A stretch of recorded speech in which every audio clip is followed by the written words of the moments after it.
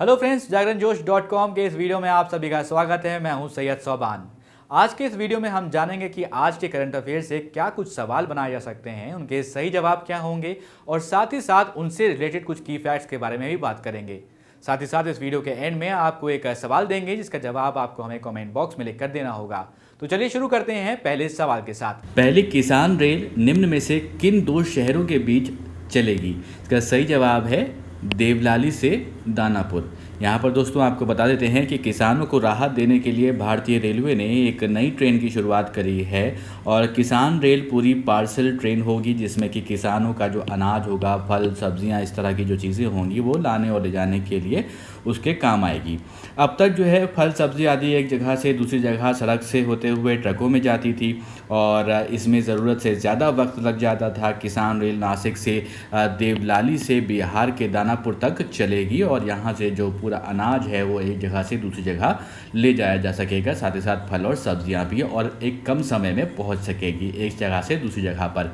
अब बढ़ते हैं अपने अगले सवाल की तरफ। सवाल है कि जम्मू कश्मीर के किस पूर्व उपराज्यपाल को हाल ही में भारत का नया नियंत्रक एवं महालेख परीक्षक, यानी कि जो कंट्रोलर और ऑडिटर ऑफ जनरल कहते हैं, जिसको CAG कहते हैं, उसको नियुक्त किया गया है? इसका सही जवाब है गिरीश चंद्र मुर्मू। आप लोग जानते ही हैं इनके बारे में और यहाँ पर आपको बता देते हैं कि जम्मू कश्मीर के पूर्व जो उपराज्यपाल थे उन गिरीश चंद्र मुर्मू जी, उनको जो है भारत का अब नया नियंत्रक एवं महालेख परीक्षक नियुक्त कर दिया गया है। वो एक IAS अधिकारी हैं गिरीश चंद्र मुर्मू जी, जो राजीव महर्षि की जगह CAG उनको बनाया गया है।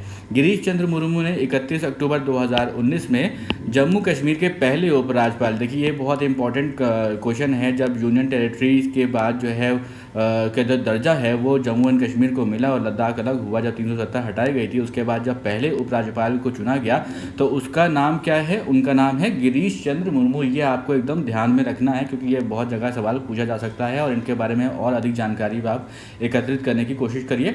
आपको यहाँ पर बता दें कि गिरीश चंद्र मुर्मू जो है वो 1985 बैच के गुजरात कैडर की एक IAS ऑफिसर रहे हैं और अब जो है उनको CAG नियुक्त कर दिया गया है।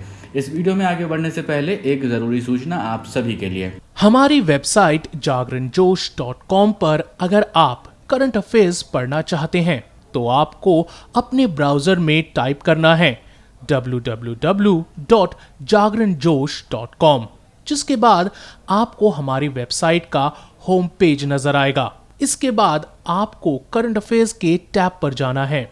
ड्रॉप डाउन में आपको मंथ वाइज करंट अफेयर्स मिल जाएंगे, जहां आप मंथ के हिसाब से करंट अफेयर्स पढ़ सकते हैं। जब आप करंट अफेयर्स टैब पर क्लिक करेंगे तो आपको कुछ इस तरह से पेज नजर आएगा।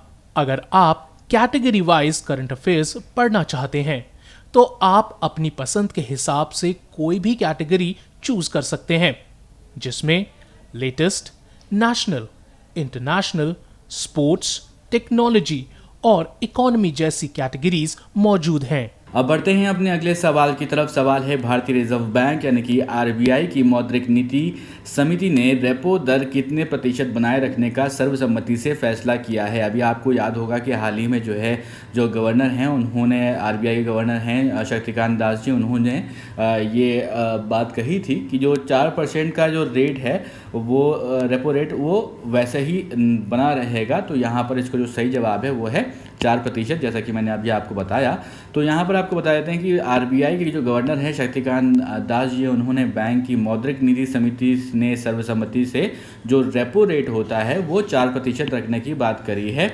और उन्होंने ये कहा है कि विकास को बनाए रखने और कोविड-19 के प्रभाव को कम करने के लिए बैंक मौद्रिक नीति में फेरबदल जारी रखेगा। मौद्रिक समिति की 3 दिवसीय बैठक के समापन सत्र को संबोधित करते हुए उन्होंने ये कहा था और कि मार्जिनल स्टैंडिंग फैसिलिटी दर जो है और बैंक दर 4.25% बनी रहेगी, यानी कि 4.25%। अब बढ़ते हैं अपने अगले सवाल की तरफ। सवाल है कि हाल ही में किस राज्य सरकार ने तेंदुपत्ता संग्राहक सामाजिक सुरक्षा योजना की शुरुआत करी है? इसका सही जवाब है छत्तीसगढ़। यहाँ पर आपको बता दें कि छत्तीसगढ़ के मुख्यमंत्री भूपेश बघेल के द्वारा राज्य में तेंदुपत्ता संग्राहकों के लिए एक सामाजिक सुरक्षा योजना शहीद महेंद्र कर्मा तेंदुपत्ता संघर्ष समाज सुरक्षा योजना की शुरुआत की गई है।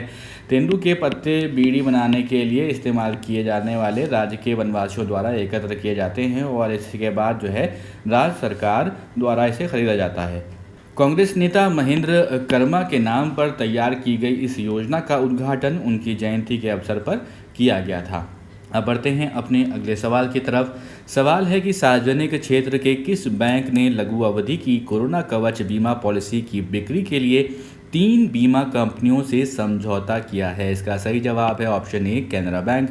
यहाँ पर आपको बता दें सार्वजनिक क्षेत्र के कैनरा बैंक ने लघु अवधि की कोरोना कवच बीमा पॉलिसी की बिक्री के लिए 3 बीमा कंपनियों से समझौता किया है। ये बीमा पॉलिसी कोविड-19 जो ये रोग है, बीमारी है, इससे जुड़े स्वास्थ्य खर्चों पर बीमा सुरक्षा देगा और कैनरा बैंक के अनुसार उसने new India insurance company limited, Bajaj alliance general insurance company limited और HDFC एर्गो हेल्थ इंश्योरेंस के साथ समझौता किया है।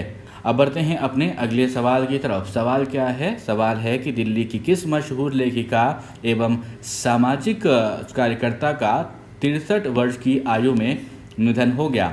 इसका सही जवाब है ऑप्शन डी सादिया देहलवी।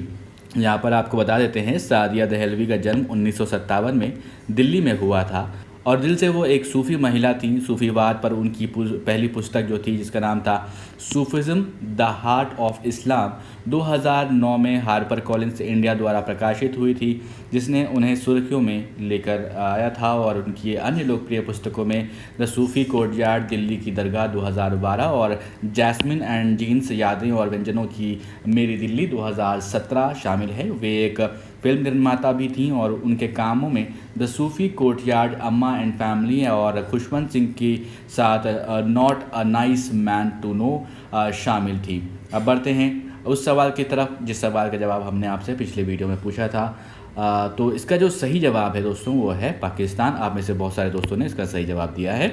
यहाँ पर आपको बता दें पाकिस्तान ने भी नेपाल की तरह ही नया राजनीतिक नक्शा जारी करते हुए भारतीय इलाकों में जिसमें कि जम्मू कश्मीर, लद्दाख और गुजरात के जूनागढ़ को अपने नक्शे में शामिल किया है। ये पहली बार है जब पाकिस्तान ने इन इलाकों को अपने नक्शे में दिखाया है। पाकिस्तान से पहले नेपाल ने अपना जो नया मानचित्र जारी किया था उस पर हमने काफ़ी चर्चा भी की थी, जिसमें लिपुलेख, काला पानी और लिम्पेधुरा जो है उसको अपने नेपाल के हिस्से में दिखाया था। तो ये एक बहुत बड़ा बहस की बात बनी थी। उसके बाद जो है काफ़ी उस पर चर्चाएं भी हुई और अब पाकिस्तान ने अपना जो राजनीतिक नक्शा जारी किया है उसमें ये आपका जो जूनागढ़ है वो दिखाया है अपने नक्शे में, यानी कि राजनीतिक नक्शे में। अब दोस्तों एक सवाल आपके लिए जिसका जवाब आपको हमें कमेंट बॉक्स में लिख कर देना है। सवाल है भारतीय रिजर्व बैंक RBI ने निम्न में से किस योजना के तहत बिना इंटरनेट के 200 रुपये तक ट्रांजैक्शन की सुविधा शुरू की है? आपका ऑप्शन है पायलट योजना, मनी योजना, चल योजना या फिर मुद्रा योजना। आप अपने जवाब हमें कमेंट बॉक्स में लिखकर बताइए। ये वीडियो आपको पसंद आया हो तो इस वीडियो को लाइक करें, शेयर करें और अभी तक आपने हमारे चैनल को सब्सक्राइब नहीं किया है तो ज़रूर सब्सक्राइब करें और देखते रहें जागरणजोश.com।